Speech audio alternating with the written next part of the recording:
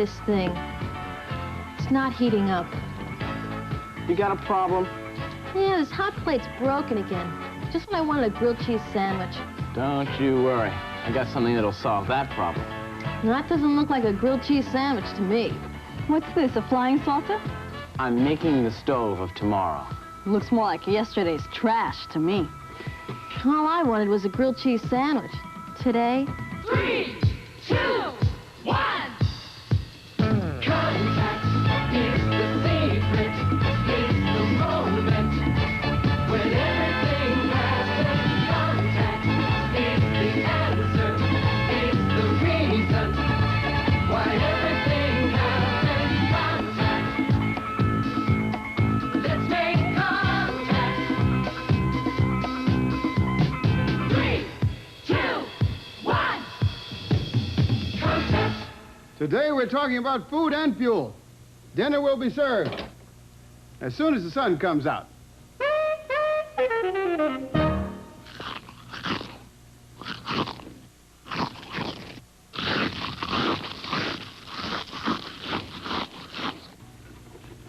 Where does the electric cord go? It doesn't have any. This stove gets its juice from the source. What source? The one that keeps us going. And the same one that keeps them going. Every tree must find its place in the sun. Without sunlight, neither a tree nor any green plant could grow. When sunlight meets the leaves of a plant, it excites something green called chlorophyll. When this chlorophyll combines with the water in the plant's leaves, amazing things happen. First, the plant takes in an invisible gas called carbon dioxide from the air, and then it combines part of the water and the carbon dioxide to make sugar. Then the plant lets out another gas, oxygen, into the air. All animals depend upon plants for food and oxygen, and plants use the carbon dioxide given off by animals. So, animals and plants both depend on the sun. Every day the plant takes in sunlight and water and carbon dioxide to make sugar, which gives it the energy it needs to grow from a small plant to a big plant.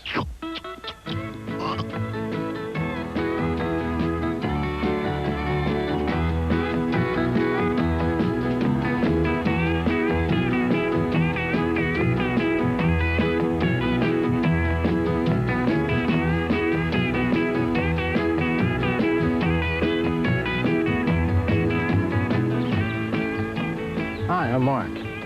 I'm Gene Baker, and welcome to Bakers Akers. I'd like to have you meet my son, Dennis. Hi, Mark. And my son, Robert. How do you do? Good, good. What's Bakers Acres? Bakers Akers, well, that's our family farm corporation, and we grow corn and soybeans, and we also raise swine. How old are they? They're 24 hours old. The sow moved into the stall 2 days ago. She had her pigs yesterday. They're a little uncoordinated yet, stagger around and aren't sure of their footing. Right. But they still have the ability to get up there and get some mama's milk. So they can see pretty good when they... Oh, yes, yes. It seems like they hit the ground hungry, and first instinct is to get around and get some of that milk. Yeah. You may not have known this, but pigs establish a pecking order starting almost at birth. What does that mean? Well, that means that the biggest, strongest pig will try to nurse off the forward portion of the sow's udder because that portion gives more milk. As we move down the udder, often the very smallest pig ends up at the rear portion of the udder. They're beautiful. Well, a little ornery. They aren't aggressive. They can nip you. They have very sharp teeth. And this is a little gilt. That doesn't hurt? No, this is how we hold little pigs. Really? That's how you carry pigs from place to place. Unfortunately, you can only do it till they get so big, and size is a factor. But we do mark the little pigs as future females to go back into the herd. Now, these pigs right here are just a little bit older than the ones we saw in the last pen, right? Yeah, they're a couple of months older. These will weigh about 200 pounds right now. And they're just about ready to be on somebody's table here in the future. Now, how do you get a pig that's real good for slaughter? What do you have to do that? You have to give it good feed? Well, good feed, and part of that's in the breeding as well. And as far as feed is concerned, why we grind up corn, soybean meal, and put all the vitamins and minerals and everything else that they need to grow. Is this real corn in here? You bet. Iowa-grown corn fed to Iowa pigs. They're very inquisitive. They like to chew on you. Now, these will go to the slaughterhouse, and they'll be cut up into different sections. You bet. Pork chops, pig feet, ham, bacon. You bet.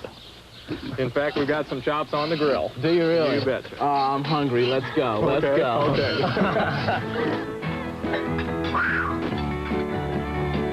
I'll hold it for you, Mark. Take it.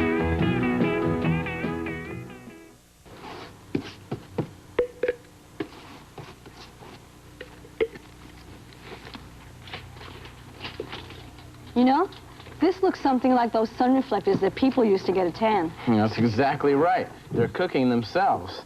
Ooh, it's bad for your skin. Yeah, but great for burgers. Yeah, well, we're not going to get to cook much on this contraption. There are just too many steps in putting it together.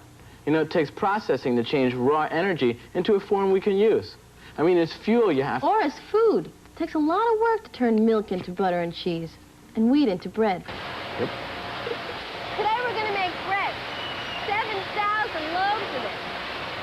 We're in a bread factory in Connecticut where they use machinery to make bread.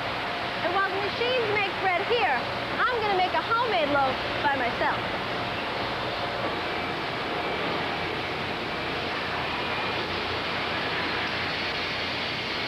Kind of like a mixing bowl then. Yes, Lisa, this is one of our mixing bowls. The ingredients have now been thrown into this machine here, which in turn will be coming out very shortly in the form of a dough. So you mean when we're at home and we make bread, we have to mix it all by hand, but this Right. machine does the very same thing? Right, this machine here holds 1,374 pounds of bread. Well, I wouldn't have to mix that. I'm with Maudine Nelson now, who's a nutritionist. Maudine, what does a nutritionist do? A nutritionist studies about what's in food and how it's used by the body. So we're able to tell you what good foods there are and what bad foods there are. I'll tell you a good food, bread. You mean bread is good for you? I thought bread was fattening. Oh, bread is very nutritious. It's a very whole food. It's been keeping people alive for thousands of years. And the reason why it's good is because of the wheat that the flour in the bread is made from. I'm sure you've seen wheat before, pictures of it. And you've seen it in the fields blowing back and forth. Well, each stalk of wheat has little kernels in it. Each little kernel can be divided into 3 basic parts. The starch, which is in the center, the bran, which is on the outside, and the germis, which is at the bottom of it. And the germ is sort of like the yolk of the wheat, the way you know. Like the in yolk. an egg. Right. So when you make flour, you generally have ground the whole thing up, and you come out with what we call whole wheat flour, which is very nutritious because it has all the complete wheat there. So you mean those guys downstairs are making thousands of loaves of bread and they're using the same ingredients as we have here? The very same ingredients. Of course, a lot more of it.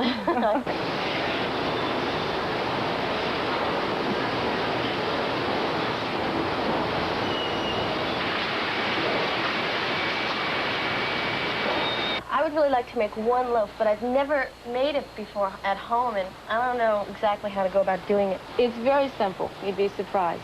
In fact, everything that goes into bread are really household ingredients that you probably have on hand all the time. First, we take milk, 1/2 cup of scalded milk. What do you mean by scalded? That means that you heat it just below boiling. Okay. And to that milk, you add 1 tablespoon of sugar. Okay. Okay. Here's a tablespoon. Here's the sugar. Now, the sugar, what that's doing is helping to feed the yeast when it starts to rise. Now, you're going to add 4 teaspoons of butter. 4 teaspoons. Just scoop it in like this? Scoop it in, take a spatula and scoop it out. 2.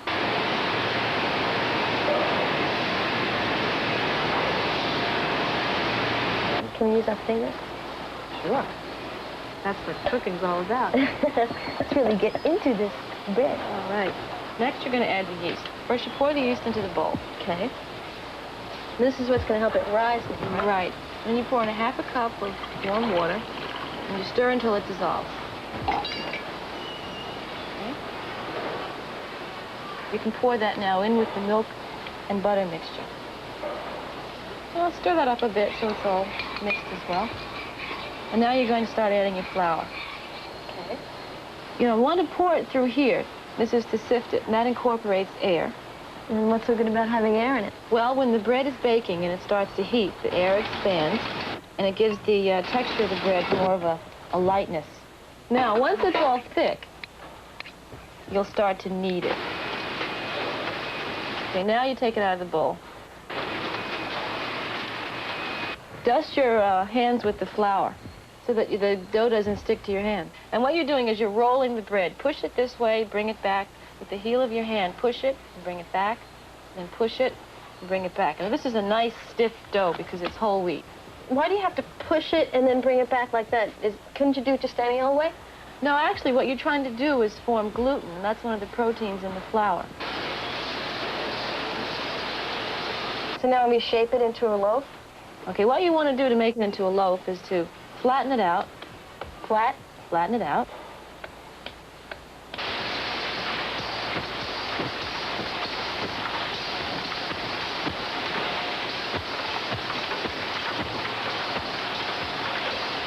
We'll cover it with a damp towel.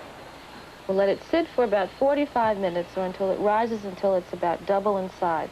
And then what?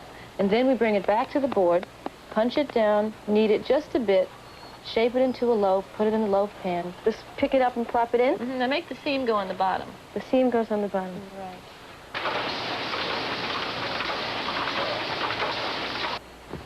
This is it? It got so much bigger. That's right, double in size. Now we bake it at 400 degrees. How long is this going to take to bake? About 50 minutes.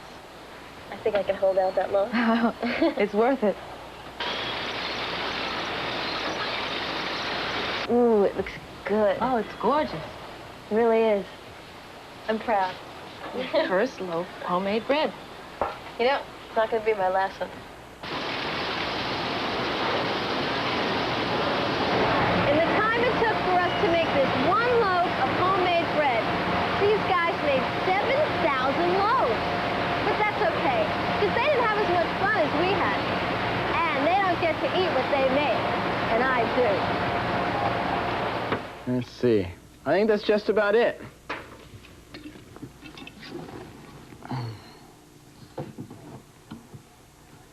Okay, now, is that pointed right at the sun? Yeah, I think so. Fantastic. Right. Okay, it's ready. Wow, that's really something. It works quick. It's already getting warm. Instant heat is what you get. Instant food is what I want.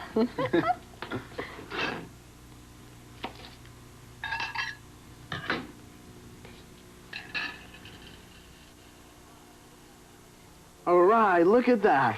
Whoa, More power to burn. All right. We do it. Yeah. These are the wheels of the fast red bike that won the race last Saturday night. They were pushed on the way by the sprocket chain by pushing the pedals again and again. Now these are the legs that push the pedals, that move the chain, that spun the wheels of the fast red bike that spun through the park last Saturday night. Now these are the teeth of Eunice O'Reilly. They chewed the lunch that got in her tummy and into her blood. And through the muscle that pumped the pedals, that pushed the chain, that spun the wheels of the fast red bike that came in first last Saturday night. Now take a look at the star, the sun. It warmed the ground a while ago. It sprouted the seed that grew the corn, that fed the cows, that made the milk, that made the cheese, that made the lunch that got chewed by the teeth, and was sent to the tummy and into the blood, and it went through the muscles that lifted the leg to move the foot, that pushed the pedals, that moved the chain, that turned the wheels, the fast red bike that came in first last Saturday night. It's almost ready, Trini, not quite. 2 down, 1 to go. You know, we just might have to go back to using our muscle power to turn our wheels when the oil runs out. Is a bicycle built for 2 twice as efficient? No, because it takes twice as many hamburgers to keep the bicyclers pedaling. What we need is a way to move more people with less fuel.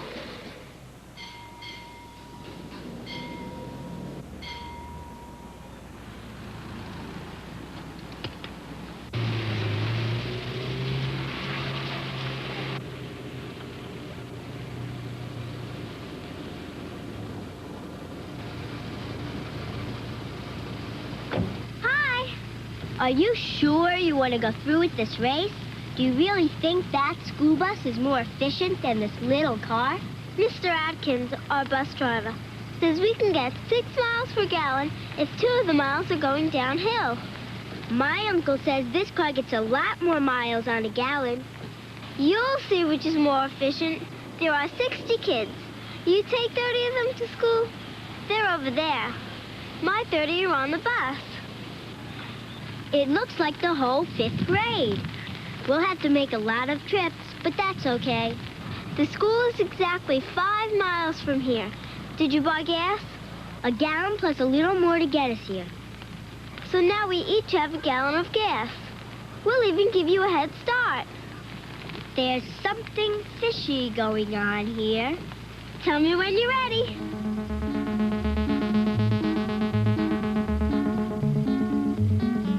We're ready. Let's start the race. On your mark. Get set. Go.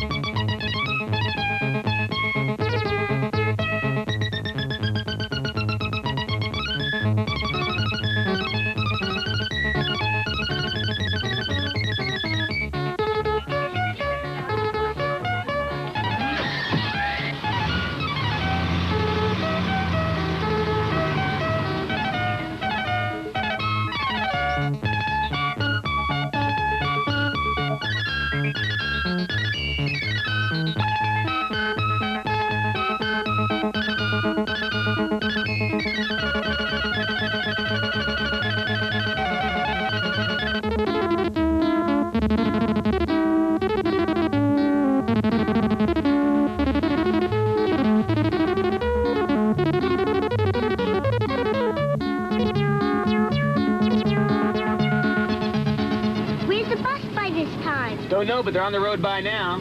I'm going on this trip.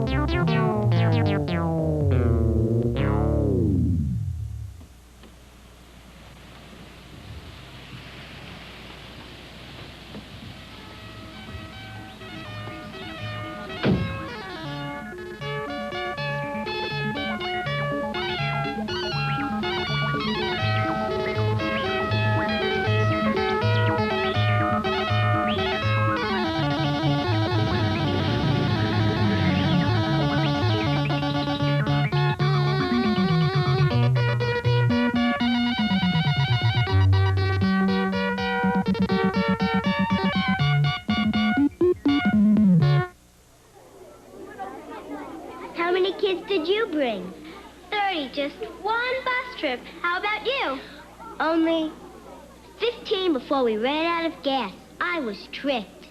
So you admit it. The school bus is more efficient than the economy car for carrying lots of students. The bus made one 5-mile trip with 30 kids on a gallon of gas, and we still have gas to spare. We made 3.5 round trips at 5 miles each way. That's 35 miles. But we only took 15 kids. So the school bus is twice efficient for hauling kids. We carried 30 kids per gallon, while you only carried 15 kids per gallon. I guess being big can help sometimes when it comes to efficiency.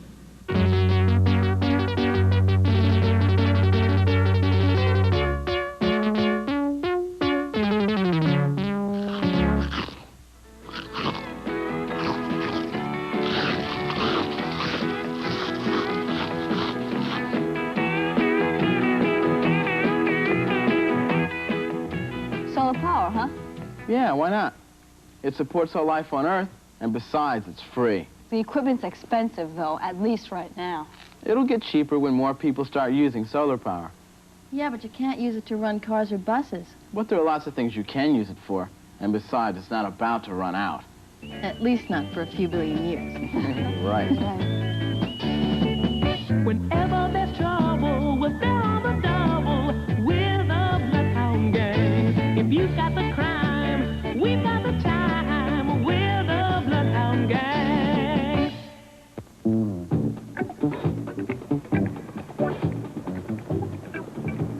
Hi, Ricardo. Grab a card, beautiful.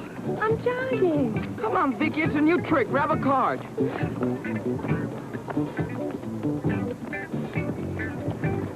Now, what's the great Ricardo? 6 of diamonds, right? Wrong. Jack of clubs, right?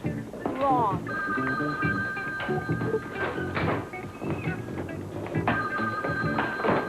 Bloodhound Detective Agency, whenever there's trouble, we're there on the double. Mr. Bloodhound isn't here. Yes. Yes. 8 of clubs. Right. Yeah, I knew I'd get it. Wrong. We've got to sit in on the reading of old Mr. Fowler's will. The Birdman? Yeah, but his will smells fishy.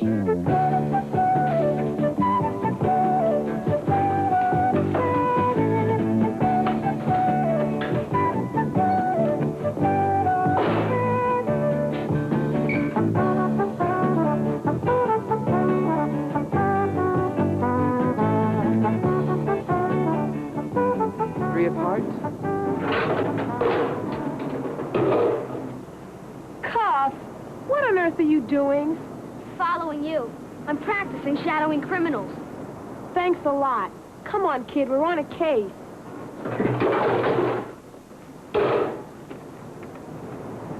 Bloodhound Detective Agency. Yes, I called.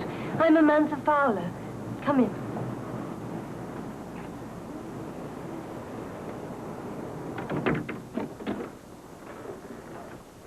There's a new lawyer handling matters, and I don't trust him. He's due at any moment. I have a copy of the old will, but the lawyer says my uncle changed it. Something about passenger pigeon. What's a passenger pigeon? I'm sure I don't know. Look, here's one.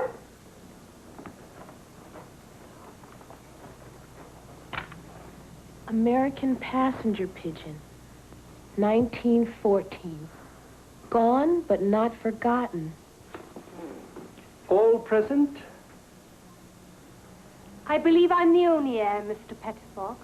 We'll see. We'll see. Museum hours are over, children.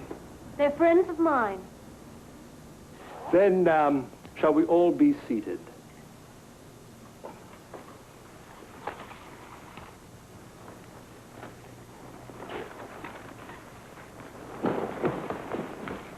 What do you think? A crook? Him? He'd steal the paint off your house. If you two will stop jabbering, I'll start the reading of the will. Yes, do. I, Aurelius Fowler, being of sound mind and judgment, revoke all earlier wills and codicils and declare this to be my last will and testament. First,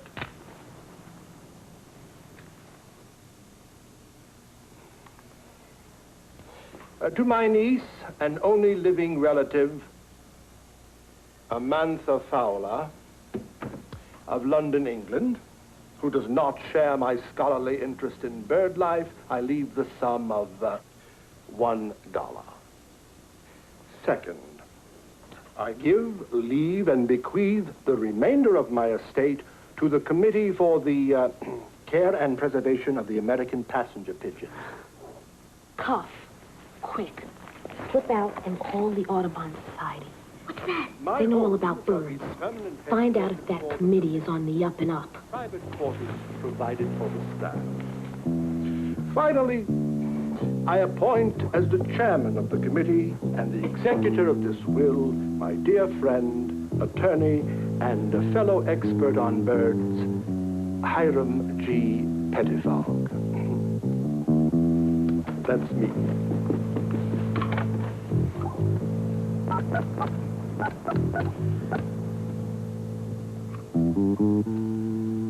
Hello? Is this the Audubon Society? Well, this is Bloodhound Detective Agency. and I need some information on the Committee for the Care and Preservation for the American Passenger Pigeon. Yeah, it's important. I authorize my executor to sell, with or without notice, at either public or private sale, any property belonging to No such committee. They said there might have been before 1914. 1914? Good work, Cuff. signed and sealed, etc., and so forth and so on. I question the signature on that document. I should like to have it examined by a handwriting expert. A handwriting expert? Naturally, my dear Ms. Fowler. That won't be necessary. The will is a fake. Why, I'll stake my reputation on it. What reputation? You don't know beans about birds, and that's exactly how you tripped yourself up. The clue is in the will and on that bird. The will cuts Miss Samantha Fowler of London, England, out of her uncle's estate, right? Because she doesn't know much about birds. American birds, anyway. Precisely. The will also states that you are a bird expert. Exactly.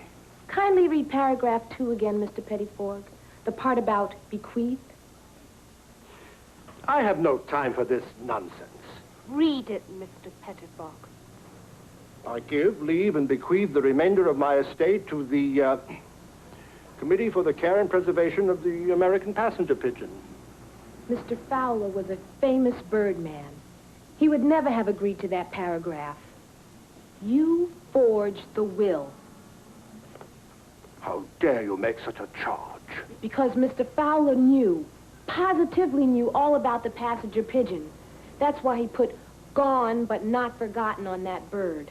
There used to be billions of those pigeons, thick as buffaloes, until they got wiped out.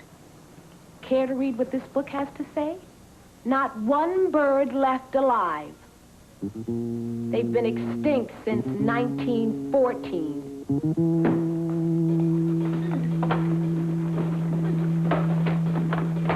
Super! He's getting away. Don't worry, he won't get far. I've taken pictures of him, his car, and his license. The police will pick him up. We can file them under jailbird. Another case closed. Chalk another one up for the Bloodhound Gang. Yeah. Hey, what was that card you chose? King of Diamonds. Now watch the great Ricardo. Presto. File that under amazing. 321 Contact is a production of the Children's Television Workshop.